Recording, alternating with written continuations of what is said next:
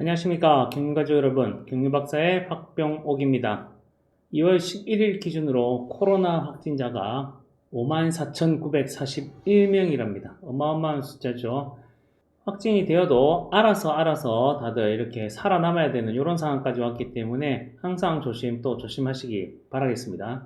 이번 주는 두 경주를 해보도록 하겠습니다. 7경주와 15경주 결성이 되어 있습니다. 아무래도 두 개를 하기 때문에 좀 빠르게 진행을 하도록 하겠습니다. 그러면 7경주는 혼전입니다. 조성래가 득점 선두죠. 하지만 승부거리가 긴 편이 아니고 이번 주 몸 상태도 그렇게 썩 좋아 보이지는 않아요. 그리고 나머지 이진국, 황영근, 박대한 이런 선수들 눈에 띕니다. 편성의 특징은 노태경 선수 외에 나머지 선수들은 모두 공백기가 있었던 선수들이죠. 이번 주도 공백기가 있었던 복귀 선수들, 복귀파와 그리고 공백기가 없었던 기존 선수파의 다툼이 계속 보였었고, 어제 김민배 선수 같은 경우는 좀 생뚱맞게 복귀 선수들과 이렇게 뭉치려 하다가 고배당의 빌미를 또 제공하기도 했어요. 그래서 무조건 복귀 선수와 기존 선수들이 맞붙는다고 전제하기는 힘듭니다만은 그래도 대세는 좀 분리해서 이렇게 흘러가는 흐름이 있습니다. 그래서 노태경 선수가 독자 승부를 펼칠 가능성이 있고 나머지 선수들은 좀 뭉치는 분위기가 되겠죠.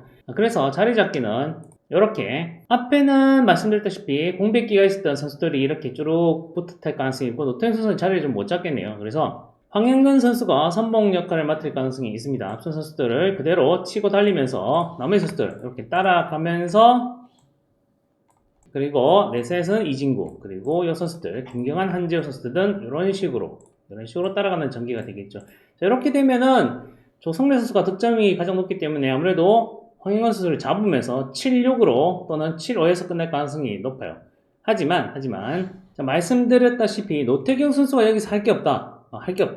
그러면 노태경 선수 뒤만 따라갈 것이냐? 그렇지도 않지 않을까? 노태경 선수는 이틀 전 금요경기에서도 대회 최앞단에 서서 그대로 선행을 나섰습니다. 그리고 어제는 참 저치기 성적을 펼치면서 좋은 성적을 기록했죠. 노태경 선수 이번 경주도 여차하면 그대로 달려버릴 가능성이 있어요. 그렇다면 황영건 선수가 그 찬스를 놓치지 않겠죠. 자, 그래서 황영건 선수가 이렇게 따라붙는 흐름이 된다면 우승자는 달라질 수 있다. 자, 그때는 이렇게 황영건 선수가 노태경 선수를 활용해서 승부 타이밍을 조절하는 이런 작전이 가능하기 때문에 황영건 선수의 우승 가능성도 볼 수 있다고 판단이 돼요. 그렇다면 조성래, 박대한, 이진국 이 선수들 다 그렇게 몸이 썩 좋다고 보기는 어렵지 않습니까? 그렇다면 황영건의 힘, 그리고 어제 황영건 선수가 한 바퀴를 때렸는데 굉장히 긴 거리를 나섰습니다. 타종부터 그대로 치고 나섰는데 그렇게 종속이 무너지진 않았다. 그리고 결승선 코앞에서도 엉덩이가 들리는 모습이었죠. 힘이 남아있었다는 겁니다.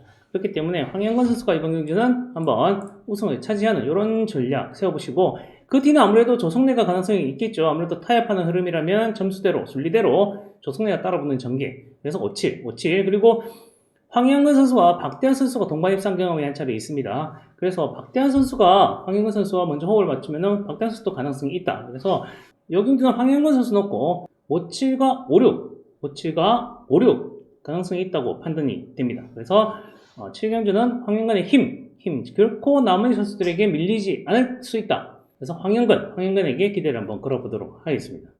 자, 그리고 메인 경주죠. 결승입니다. 결승 경주는 굉장히 흥미롭네요. 일단 황인혁 선수가 SS반입니다. 황인혁 선수가 지난 그랑프리 때 조금 실수를 많이 하기는 했죠. 준결승에서 정현민 선수 낙찰시켰고 결승에서도 실격 처리되면서 낭패를 봤습니다. 황인혁 선수가 순리대로 자리를 잡겠죠. 그리고 황인혁 선수 중심으로 선수들이 배치될 가능성이 있습니다. 그래서 자리 잡기는 이렇게. 자, 황인혁 선수가 일단 정혜민 선수를 앞대할 수 있겠죠. 동대정고 선후배 사이입니다. 그리고 정혜민 선수는 황인혁 선수와 굉장히 협공이 많죠. 대부분 앞쪽에 위치했고 힘을 쓰면서 황인혁 선수가 뒤따르는, 그래서 뒤에서 잡는 이런 모습들을 많이 보였고, 황인혁 선수 뒤는 공태민 또는 황성호 선수가 위치할 가능성이 높죠. 자, 공태민 선수와 황인혁 선수 두 선수 모두 황인혁 선수와는 굉장히 호흡을 맞춘 경험이 많고, 특히 황성호 선수는 15번 동반 입상을 했는데 모두 뒤에 위치하는 이런 모습을 보였고, 공태민 선수는 6번 동반 입상을 해서 5번을 황인혁 마크, 그리고 한 차례는 황인혁 앞에서 경주를 풀어본 경험이 있습니다. 근데 황인혁 선수가 아무래도 득점을 놓고 봤을 때는 공태민이 이제 많이 올라왔기 때문에 공태민 선수를 먼저 뒤에 둘 가능성 이렇게 보실 수 있겠고, 황성호도 가능성을 배제할 수는 없습니다. 이거 좀 염두에 두시기 바라겠고요. 자, 일단은 정혜민 선수가 어느 시점에 치고 나섰느냐에 따라서 승부가 판가름 날 수 있습니다. 자, 황인혁 선수와 정혜민 선수는 7차례 동반 입상 경험이 있죠. 상대 전적에서는 황인혁 선수가 압도적으로 우세고 동반 입상도 6번 황인혁 선수가 이겼고 딱 한 번 정혜민 선수가 황인혁 선수를 따돌리고 우승을 차지한 경험이 있습니다. 그 경주가 근데 공교롭게도 가장 최근에 동반 입상을 했던 경주가 되겠죠. 자, 이 경주가 작년 11월 26일 경주입니다. 자, 보시면 안창진 선수가 먼저 때리고 그 다음에 정혜민, 황인혁, 황승호 선수대로 줄줄이 가죠. 자, 정혜민 선수가 이때 모니터를 한번 봅니다. 전광판을 한번 보고 뒤에 황인혁 선수가 잘 따라오니까 승부를 좁히려 하죠. 그리고 백스트레치를 지나면서 그대로 피치를 올리기 시작하고 황인혁 선수 이때도 꾸준히 마크를 집중을 하면서 역전을 노립니다. 하지만 황인혁 선수의 시속이 굉장히 좋았기 때문에 황인혁 선수 추입에 실패를 하고 그 뒤를 황승호 선수가 따르면서 이렇게 1, 2, 3차를 나눠 가졌습니다. 자, 그리고 한 경주 더. 자, 이 경주가 작년 12월 25일 준결승, 그랑프리 준결승 경주입니다. 자, 이때도 마찬가지죠.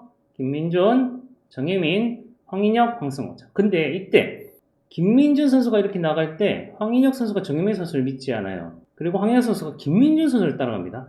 이 경주는 방금 보셨던 영상처럼 정혜민 선수가 짧게 갔을 때 황인혁 선수가 두려움을 갖고 있었다. 그래서 준결승 때는 황인혁 선수가 정혜민을 무조건 믿고 가지 않겠다. 이렇게 마음먹었던 것 같아요. 그러니까 이렇게 정혜민 마크 버리고 먼저 나서는 김민준 따라간 거 아니겠습니까? 자, 근데 이때 정혜민 선수가 낙찰을 하고 말이죠. 그래서 이때 조금 미안한 마음이 많았을 것 같아요. 그리고 경주가 전개가 됩니다. 김민준의 선행, 그리고 황인혁 선수는 뭐 어쩔 수 없죠. 그대로 따라가야 되죠. 그리고 그 뒤를 황승호 선수가 또 따라갑니다. 그리고 김민준 선수는 앞만 보고 이렇게 내달리는 분위기가 되고 황인혁 선수가 차분히 따라붙고 황승호 선수는 밀착 마크, 그리고 황인혁 선수 어렵지 않게 이제 추업을 하겠죠. 그리고 1차, 황승호 선수 2차, 이렇게 결승에 동반 진출하면서 정혜민 선수는 낙찰을 하고 말았습니다. 그래서 이번 경주도 김민준 선수가 먼저 서두르고 정혜민을 끝까지 지켜볼지, 이게 관건이 될 것 같아요. 일단 황인혁 선수가 정혜민 선수를 낙찰을 시켰기 때문에 아무래도 황인혁 선수 입장에서는 정혜민 선수에게 조금 마음이 좀 안 좋겠죠. 말씀드렸다시피 고등학교 선후배입니다. 그런데 또다시 김민준을 따라가면서 황인혁을 배쳐간다? 글쎄요. 이번 경주는 그래도 좀 따라가지 않을까요? 그래서 김민준 선수가 먼저 초반에 빠르게 또 치고 나서면 정혜민은 22기 동기인 김민준을 또 추주할 가능성이 있습니다. 그리고 황인혁과 그 나머지 선수들도 이렇게 따라가겠죠. 자, 그렇다면 정혜민 선수가 지난번 결승에서 정한열의 추입을 막아냈죠. 그때도 저측입니다. 저측이 승부로 막아냈습니다. 그렇다면 황인혁 선수도 정혜민을 무조건 잡는다? 이건 조금 생각해 볼 필요가 있겠죠. 그래서 정혜민의 버티기를 보는 63 뒤집기가 가능성이 있지 않을까, 이렇게 생각이 듭니다. 정혜민이 황인혁에게 다시 지난번에도 한번 따돌린 적이 있고 그 중간에서 그랑프리에 대한 사연도 있습니다. 자, 정혜민 선수가 황인혁 선수의 추격을 막는데 초점을 맞추는 63을 공략을 하는 것이 좋을 것 같아요. 자, 물론 정혜민 선수가 그냥 마음 편히, 원래 스타일은 강자 앞에서 때리는 선행이죠. 그래서 그대로 이렇게 나가면 황인혁 선수 그대로 뭐 역전 추입할 수 있다. 그때는 이렇게 황인혁 선수의 우승이 유력하겠죠. 하지만 말씀드렸다시피 정혜민 선수의 저치기가 지금 굉장히 위력적이다라는 점 감안하신다면은 충분히 쌍성을 뒤집어 볼 수 있지 않을까라는 생각이 좀 들고요. 만약에 정혜민 선수가 길게 나서더라도 3차권 내에는 진입이 가능하다고 볼 때 대비를 한다면 공태민과 황승호를 엮어서 3복승으로 맞춰두는 전략은 괜찮을 것 같아요. 365, 362 이런 식으로 가능하죠. 하지만 일단 기본적으로 정혜민 선수의 활약에 기대를 걸어본다면은 63 그리고 쌍복승, 3쌍승도 63 놓고 5, 63 놓고 2 정도에서 한번 노릴 수 있지 않을까라는 생각이 듭니다. 자, 나머지 살펴볼 경주는 창원 1경주죠. 성종환 선수. 편선수 박성호와 유성철의 대결 구도지만 성종환 선수가 이들 못지않게 힘을 갖췄습니다. 그래서 먼저 주도권 잡고 뒤에서 유성철과 박성호가 뒤엉킨다면 끝까지 그대로 밀고 들어갈 가능성이 있기 때문에 한번 관심을 기울여 보시기 바랍니다. 그리고 창원 2경주는 4번 박진우 선수죠. 박진우 선수가 복귀자에서 깜짝 우승을 차지하면서 대박을 터뜨린 경험이 있어요. 이 경주는 박윤아와 김재영, 지난번에 동반 입상했던 박윤아 때리고 김재영 따라가고 이러면 둘에서 끝날 가능성이 있습니다만은 박진우는 과거 부산팀이죠. 김병성과 한번 호흡을 맞추면은 이 선수도 충분히 무너뜨릴 수 있는 역량이 된다라고 판단이 되기 때문에 한번 기대를 걸어보겠습니다. 또 광명 12경주는 안창진 선수가 힘이 상당히 좋습니다. 이 선수도 임치영, 원신재, 정윤재 이런 선수들이 있습니다만은 먼저 주도권 장악하고 또 레이스가 흐트러지면은 힘으로 나머지 선수들을 제압할 수 있다. 그래서 공략 가능한 후보로 꼽아 보겠습니다. 코로나 확진자도 많이 증가했고 날씨도 오락가락합니다. 항상 건강 유의하시고 밝은 모습으로 다음 주에 다시 뵙도록 하겠습니다. 안녕히 계십시오.